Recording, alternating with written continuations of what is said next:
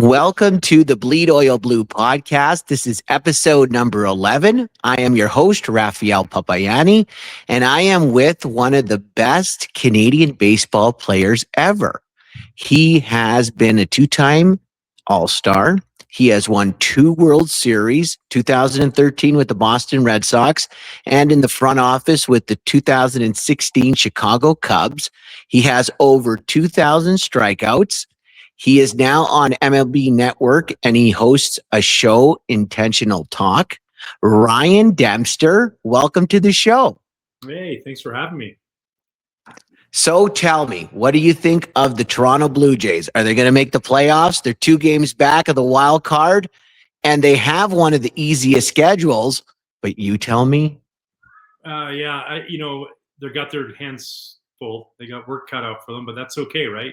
We see it every year where there's a team or two, especially one. There's always one team that kind of comes in September playing really good baseball and then plays well through September and then into the playoffs. And I think, last year was a little bit of a hangover effect for them, losing like that in the World Series in Game 7. And they've put themselves now in a position where they're going to have to fight and claw their way out of it and get to the playoffs, but they're playing better baseball. So if I had to answer that question today, I would say I'm gonna give some love and say, yeah, the Blue Jays are gonna sneak into the playoffs, maybe shock some people. And if they do make it, can they make a run again? I worry a little bit, just the lack of home run production. At times hasn't been there. Outside of Okamoto and Springer, I think maybe they're the only people with double digits, maybe one other person. But you hope that the power uptake comes. But the pitching staff's done really well. Shane Bieber's healthy, throwing the ball well. They'll get you Savage back, hopefully. So, yeah, I don't know. It's hard to predict. But I would say this, that if healthy and firing on the right cylinders and having that pedigree of being there last year, you never know what could happen. What do you think of Vladdy? Can you believe he's only hit 7 home runs? Crazy. I don't know what's going on there. It's hard to explain, why this lack of power. Especially the long ball. The doubles have been there, but not the homers. And, maybe there's sometimes as players, we go through things physically during a year that maybe people don't know about. Maybe they do know about, but we're just trying to keep under wraps. I'm not saying he is. I don't know. But sometimes when you see things like that, and then later on after the season, it comes out and you're like, I get it, right? Because he probably feels immense responsibility to be out there, to be performing, especially given his contract and his status with the team as the kind of the franchise player. So, yeah, hopefully this little stretch he just took for the concussion protocol, and he comes back from that. Everyone is kind of firing all cylinders. Doesn't have to be him. What it's like, you don't got to be the guy. If somebody else can be the guy for a little bit, might help you a little bit. So, but pretty crazy the fact that, and he doesn't have a Rogers Center home run, which is mind-boggling. What is the team to watch out for come playoff time, you think? I know the Dodgers, but do you think there's anybody else? Yeah, I think the Phillies are really, really good right now. And you got star power. I worry they're a little bit left-handed at times. When you go down the list, Marsh, Stott, Schwarber, Harper, if you run into a tough lefty kind of situation. But that being said, they're winning magical games. The big comeback we saw the other night. I think that they got a really good team and a team that maybe people aren't just kind of looking at right now, but really quickly they will be. So speaking of World Series, you won a couple. Yeah. In 2013, how awesome was it to win at Fenway Park? Oh, man, incredible. To do that at home in front of those fans after everything that we went through that year, from the Boston bombing at the marathon finish line in April 15th. And as a city, we united together. And it was more of a championship for the entire city than it was just for us in the locker room. And an incredible experience when I got to share with my family and friends and just got to have this magical last season in the major leagues and kind of retire on my own terms and go out that way. So you won the trophy. You guys celebrated. What did you do afterwards? Some of it I can talk about. Some I'm still sworn by a family NDA that I'm not allowed to. But, we had a good time. We hung around for a long time afterwards in the locker room. Then we went to a place called Game On, which was in the left field corner, a bar, and the fans kind of started to overtake that. So we we decided at about 3:30 to exit that, and I went out to the field and threw batting practice to my mom and dad and my brother and my best friend, my cousins, aunt and uncle, Michael Malley, the actor. I actually got a picture here. It's really cool. So this picture is from that night right here. And that's all of us on the mound. I don't know. I'm trying to get the glare off. Yeah, you can see it. Yeah, it's pretty cool. But I think you can't see it. That picture is taken at roughly 4 a.m. the night we won, and it was just a great night. We went out to Daisy Buchanan's afterwards, and we went to MIT to a diner that opened at 8 a.m. and went and had breakfast bagels and sandwiches and Bloody Marys, and then went back to my house after all the shenanigans, and it was a great time. I remember my dad. It was really funny. My dad was with us the whole time, and we went to I had a rooftop deck in the back bay, and I said, "I'm going to bed, Dad. I'm exhausted." It's like 9:30 in the morning, and he said, "You're going to bed? We just won the World Series, and you're going to go to bed? What's wrong with you, man? I want to go up on the deck, have a Corona." Dad was more pumped than you. He had a great time, and he had a great time in the parade, and he actually has been in both parades, both there and Chicago. So yeah, it was a magical year. We're bonded forever, and it was a great time. 1 year playing for the Red Sox, and that's the season I got. I mean, storybook stuff. Mom and dad batting practice crazy, but I had heard and have read that team thought they were going to win from day one. Yeah, we talked about it a lot. We said it a lot. We often quoted the one day closer to the parade. That was our phrase we'd say a lot, whether it was in April or May or June, or did you pick I remember Jake Peavy got traded over from the White Sox, and he walked in the locker room, and first thing he heard when he walked in the locker room was Dustin Pedroia go, "Hey, did you pick your duck boat out yet?" Like, "What do you mean?" He goes, "Your duck boat for the parade. We're all getting different duck boats." And then Jake later bought his duck boat, and it sits down in Alabama at his place. So yeah, No way. pretty crazy. And did you buy yours? No, I don't have a yeah. He had Okay. in Alabama with a huge lake. He could use it. And have you been out there to see it, or just pictures? Oh, just pictures. Yeah. Nice. So one of the best clips on YouTube about you is the one where you pegged Alex Rodriguez. Now tell me the backstory. Was it always to get him after suspension, or no? Actually, it was to get him before suspension. I just thought my brothers and I talked about how fun it would be to do it at Fenway Park, so we would never have to pay for beer in Boston anymore. And both were true. It was really fun, and I don't have to pay for beer there anymore. Yeah, and then all the stuff came out with all the biogenesis and the suspension, then appealing the suspension and all those things. And I just felt in that moment a little bit making a stance, and it wasn't so much like that he did them. It's just like accept your suspension and move on, and we can all move on, And yeah, it was definitely the best paid 5-day vacation I ever got. I know that. And then a couple innings later, he hit it out of the park. Yeah. Have you ever talked to A-Rod about it? Not about it. We ran each other at the All-Star and stuff like that. But yeah, I never talked about it. And that's exactly kind of the case in point. I did see him do like a little interview afterwards, and it was funny. He said, "I was just trying to hit a line drive back off his forehead up the middle, and instead it went out of the park." And I was like, "See, they work. Steroids work. You were just trying to hit a single, but it went over the fence." So no, it's a long time ago, and in that moment, given everything that was going on, I stood by it. I still do. But also, I'm not here to be judge, jury to anybody. I was just trying to do what I felt was right in that moment. And to be honest with you, it fired our team up more than anybody else. And we ended up winning that game, which was crazy. Mm-hmm. And then we ended up winning the World Series, so it all worked out. So you got to play at Fenway, and then before that, you were with the Cubs, and then you were in the front office and won the World Series in 2016. You won with the two franchises that hadn't won in a long time. I know the Red Sox had won before, but how crazy was the Cubs win? Yeah, it's remarkable to think you win a World Series in Boston, an iconic franchise, and even though they had broken the curse, it still felt like you were doing something that only a few teams had done, right? 04 and 07.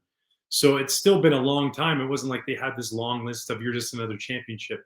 And then you go to the Cubs that hadn't been done in 108 years, and to be a part of all of that, coming back as a special assistant to Theo and Jed in the front office, whatever that role was loosely defined. I always said I felt like I was on the 60-day IL with no chance at a rehab assignment. Because I was pretty fresh off the field. I had just come off the field a few years earlier. I played with Lester. I played with Lackey. I played with Rossi. We'd won a World Series together in Boston. Played with Travis Wood. I played with Anthony Rizzo.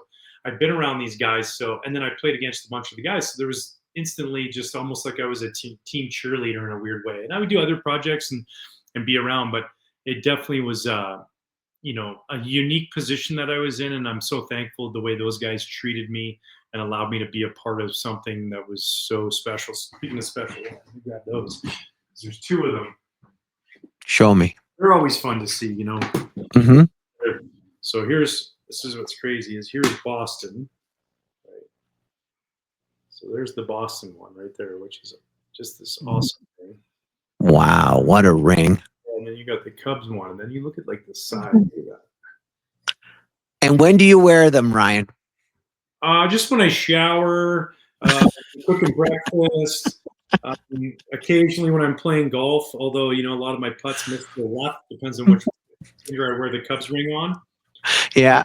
No, I wear them for special occasions. If I'm doing like charity events or maybe going to talk to kids, schools, little league teams, things like that.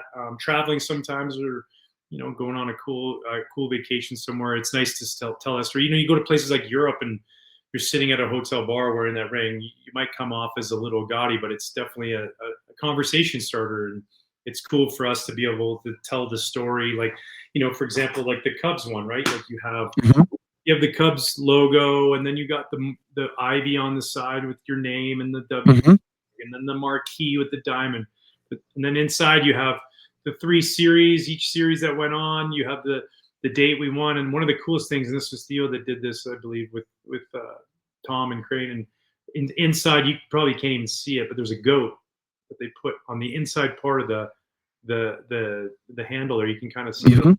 And that's like really cool, an ode to the curse of the goat that was broken. So each ring tells its own little story of the journey that we went on that year. How much pressure was on that team? A lot, but given the man in charge, Joe Madden did such a great job of, coining the phrase, don't let the pressure exceed the pleasure. Like it is to be able to have that. It is an opportunity. And if you're prepared and you're ready, then the pressure is only really on you. And it can be a lot as players. It can get quiet in the stadium. You start to wonder, is everything all right? Because it's been a long time and people start to see the black cat coming or Bartman or whatever it is. But the guys persevered and they fought through the toughest of times. They were the best team all year, and they proved it on the last game of the season. Was it hard to be in the front office other than a player? Oh, yeah, it's really fun because you have all the answers, right? It's so easy from the booth. I can point around and go, why don't they just do this? Or you should have thrown that pitch. But when you don't have control, it's always hard. But you watch those guys on a daily basis, the work they put in, and then top to bottom, like the amount of unrecognized people in that whole thing is pretty remarkable, from scouting staff and run prevention guys like Tommy Hotovy, who was on run prevention, who's now the pitching coach, and Nate Holm, who did, run production. And how do we get guys better every single day? And the people behind the scenes. And those guys were well prepared. And so with that came just the readiness that they spoke it into existence. Once again, you can talk a lot of things. Manifestation is a real thing. Can't just say we're going to win the World Series and then not work hard. But if you continue to put that out there and then you do the things in place and the process in place, good things happen. Great things. Well, we're trying to do that here in Edmonton. We're trying to win the Stanley Cup for the Oilers. So I'll get that out there for you. Yeah. So when you were a kid and even now, is there an NHL team that you cheer for? Oh, yeah. When I was a kid, see, this is the thing. I got a TV in my room when I was 6 years old. Okay. And the reason I got a TV in my room was not for any reason other than my dad was fighting with me over Hockey Night in Canada and whatever kind of comedy show he wanted to watch. Like, I'm just going to get him a TV. He can watch his hockey games up there. And that's what I did. I love baseball, but let's face it, we got Cairo games occasionally. And We get some Blue Jay games on the weekend, but you didn't get many baseball games. You got hockey games all the time. And so for me, like that was just like the anthem in my bedroom. And I lived and breathed the Canucks and the Oilers and the Flames. Like that was kind of the three teams. I hated the Flames. I loved the Oilers because they like that run they went on. Those guys, I could name at least half the guys on the team, if not more. But and then the Canucks were my hometown team, so I always like, and I knew they would just lose to the Oilers. So it was never like, it was like they lost to the Oilers and they always lost to the Habs and the Bruins. No matter what, the Canucks always lost to those guys. And I go into games and watch some games at the Pacific Coliseum. But yeah, I loved hockey. And what about now? Yeah, I root for the Hawks now. They treated me okay. Being in Chicago, those guys, Duncan Keith and Seabrook and Taves and Kaner, but especially Taves and Seaves and Dunk were awesome to me. And, when they won the Cups and being able to go out with those guys, Adam Burish and Patrick Sharp, and just you become you're an athlete in the city, so there's a common bond, and then you start to like feed off of each other and be there for each other and root for each other. And so they were really special to me. But yeah, trust me, I'm long rooting for another Stanley Cup in Canada. We need that's what CBC stands for. Cup belongs in Canada. That's right. So the baseball that you had said for hockey, you played hockey while under contract after your baseball season, which you kept hush hush. Is that story true? And where did you play? Yeah, I did. I played a bunch of men's league. I would play men's league pickup games, Chicago, Vancouver, Colorado. I was living in Denver for a little while. One of my favorite, best ever hockey baseball stories and not a lot of people have heard this story, is so spring training of 2001, Todd Simpson is a friend of mine, and Rob Niedermeyer said they want to come out to a spring training. So I brought them out. They took batting practice. We were having a good time. We were down in Fort Lauderdale. The Orioles were down there. So they came out and did all that, and we had a blast. And then Rob's like, hey, dude, come on out and skate with us one time, right? And I was like, oh, cool. So that'd be great. Yeah, once spring training's over, I'll come down and skate with you guys on an off day or something. Well, Simmer gets traded to Phoenix, I think it was.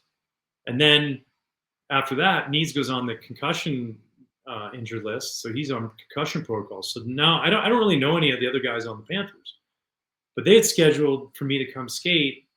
It was like April 3rd or something like that. I have to look at the exact date.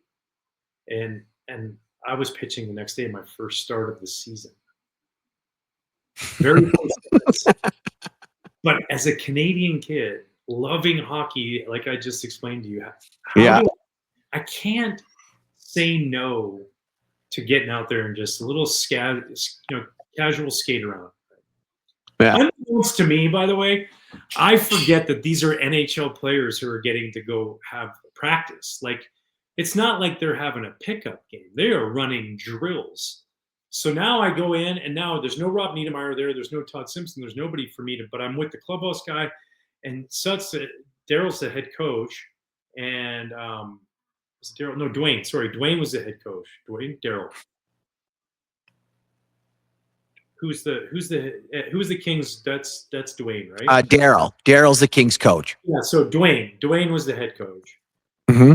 Sorry, Dwayne. I know you're watching this right now. I apologize for forgetting first names, but there's 70 for crying out loud. There's too many Sutter brothers to remember.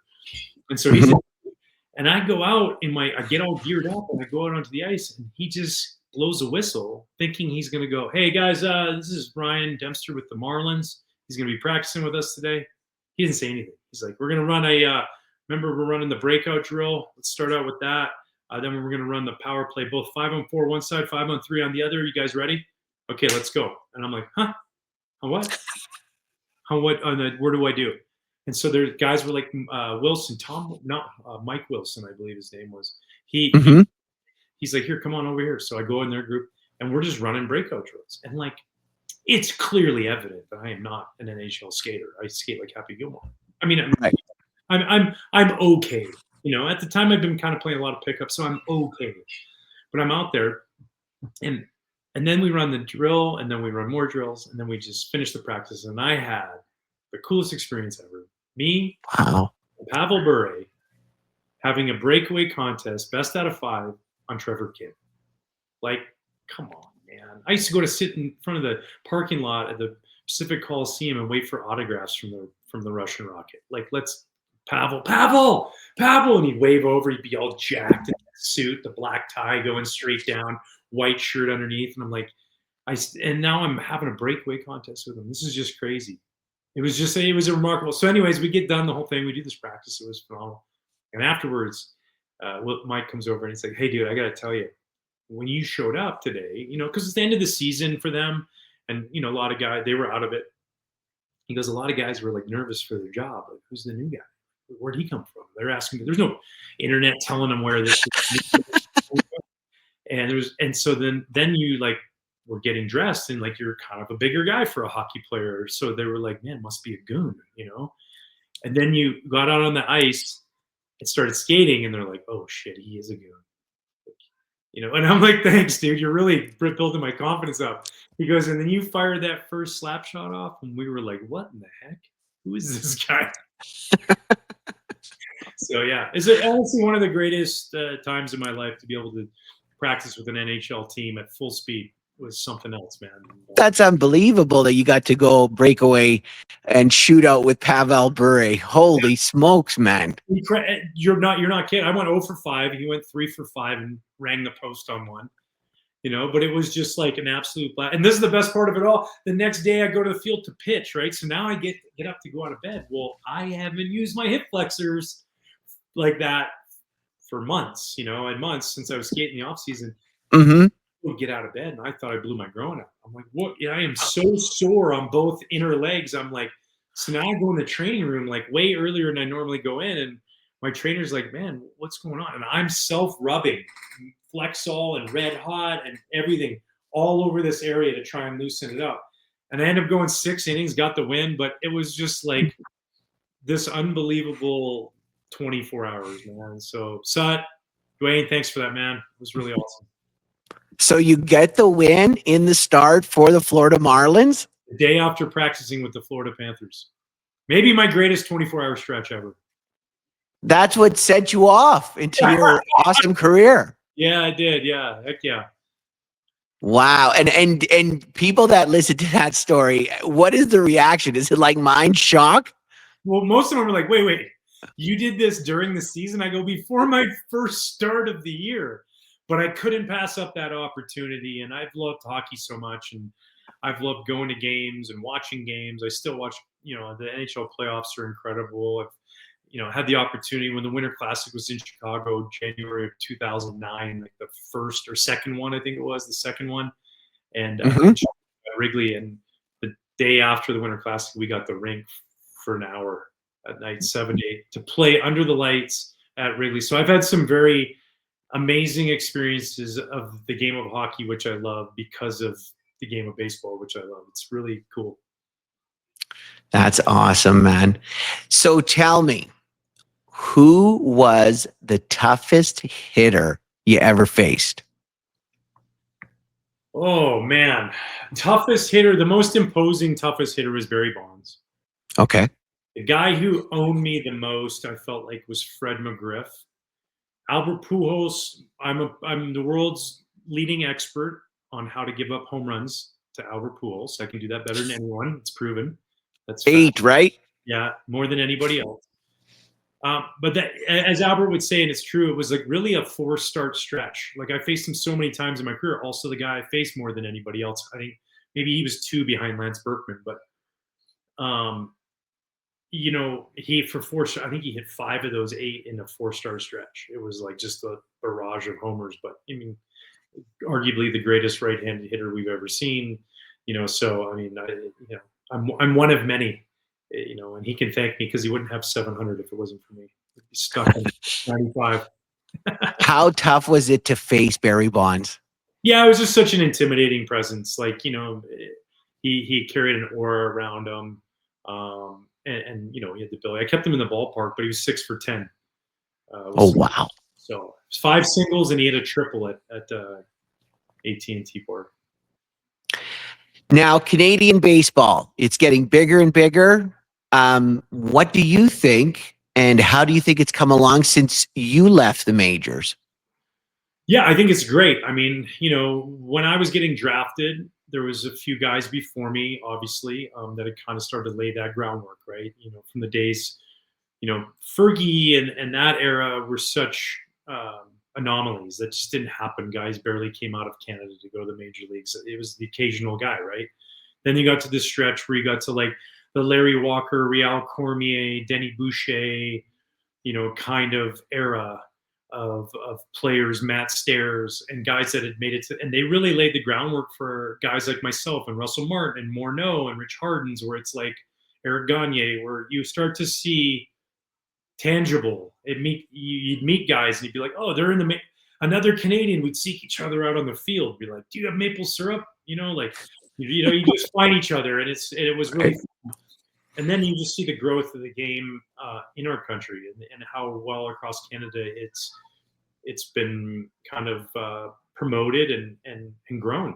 And I think things like the Blue Jays doing as well as they have, it's proven, right? You look at the influx of youth after the Blue Jays run in the early 90s, and then we're seeing the same effects now. When kids get to see that, it's really great. And now we got such a good core of guys down here, that, from the Nick Pavettas to the Kate Smiths to Josh Naylors, and you go down the list, and there's just so many good Canadian players now. And, and it's the guys before them, the Joey Vottos, that really set the tone, the Jeff Francises, and it's awesome. And I'll say this, hats off to Greg Hamilton and everybody at Baseball Canada for the work that they've done, man. Taking them down to spring training, taking them to different countries for training and being around there to get some competition at times of the year where it's a little bit harder up north. So yeah, just so fun to see the growth of Canadian ball players in the league and more, and just guys getting an opportunity somewhere.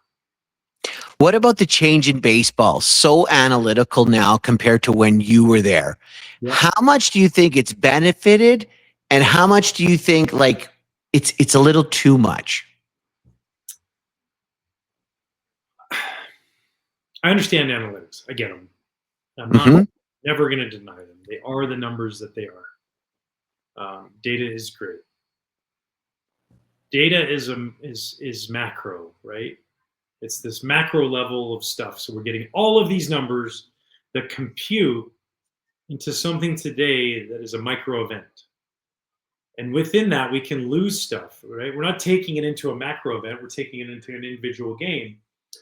And conditions change. The sun might be out. The clouds are out. The wind's blowing. The guy out on the mound maybe isn't feeling as good. His girlfriend just broke up with him. All these things that factor into that, we can use stats and data as a guideline, and I think it's great. I think that sometimes they paralyze us a little bit. It's like we used to have a saying. Harvey Dorfman, a renowned sports psychologist, wrote 2 of the greatest games. So any kids or parents watching this and they see this and they're like, what can I do for my kid to help him get better at baseball? And he wants to do this. First of all, he's got to want to do it. So he'll read the books. And then very easy reads. The mental game of baseball and the ABCs of pitching. And if you don't believe me that they're good, ask Greg Maddux or Tom Glavine, ask Kevin Brown, ask Al Leiter, go down the list, ask Brad Penny, ask AJ Burnett. Like Harvey Dorfman worked with all of these guys and he gave them these books. And Kyle Hendricks, John Lester's read the book. You go down this, and it's so good about the mental side of the game. And sometimes when we have all this information, Harvey would always say paralysis by analysis. It's like too much thought, too much going on in our head. 2-1, this guy throws 2-1 sliders 73% of the time, so I'm going to sit a fastball down the middle. Oops. I should have swung at that 2-1 heater right down the middle, but the numbers told me it was going to be a slider, and I was thinking about that because I was trying to remember what I saw. And we get a lot of that. A guy hits a home run, he runs in the dugout, and he's like this on an iPad. He's like, how did you feel? That's what I want to know. I know what it looked like. It went over the fence. It's a home run. I know what the statistic is. It's a home run. You hit it 112 miles an hour at a 27-degree launch angle. All that's great. How did you feel?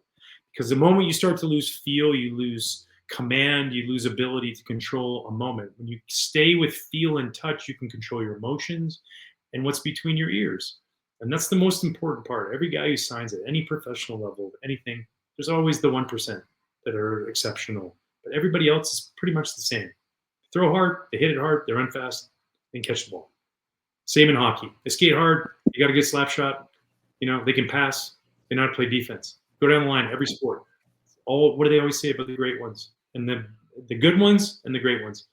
Oh, they had what they had was between the ears. Man, could they let a game go? Mhm. See the game differently. Man, did he have feel? Nobody ever says he was so good in 2-0 counts on sliders. Nobody says he was really good on AstroTurf on Tuesdays and night games in summertime, because that's what the numbers said. They don't. That's true. Put all this stuff up here and here.